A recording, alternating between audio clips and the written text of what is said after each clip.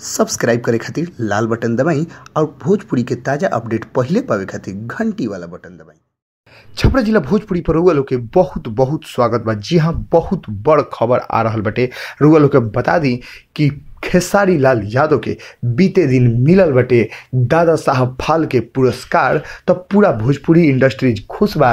तो इन्हें दिनेश लाल यादव निरहुआ थोड़ा सा नाराज नजर आ रहा बने। जी हाँ, रउआ लोग के बता दी कि पवन सिंह के मिल गई, खेसारी लाल यादव के मिल गई, रानी चटर्जी के मिल गई, तो आखिर दिनेश लाल यादव निरहुआ के काहे नहीं मिलल। जबकि दिनेश लाल यादव निरहुआ एक्टिंग के मामले में पवन सिंह और खेसारी से कहीं ऊपर बढ़े। उनकर फिल्म निरहुआ हिंदुस्तानी 2 आजकल मार्केट में कितना रिस्पांस लेके आई बार रुआ लोग खुद समझ सकतनी। काहे कि जौना फिल्म में महिला लोग के पसंद ज़्यादा होखे लागल तो समझी कि वो फिल्म सुपर ना सुपर डुपर ऊपर हिट बाटे।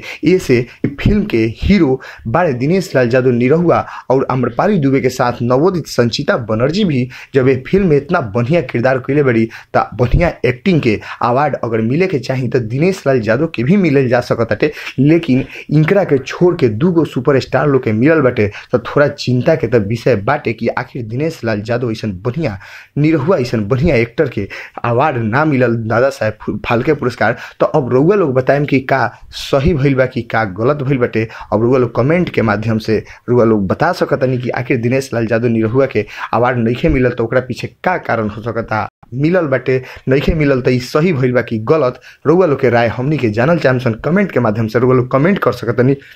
ऐसे हमनी के इंतजार रही रउआ लोग के जवाब के आखिर दिनेश लाल यादव निरहुआ के दादा साहब फाल्के अवार्ड काहे ना मिलल। जी हाँ, भोजपुरी के ताजा खबर रउआ लोग के बीच ऐसे ही लियावत रहसन। बस लाल वाला बटन दबा के सब्सक्राइब करी और घंटी वाला बटन दबा के सबसे तेज अपडेट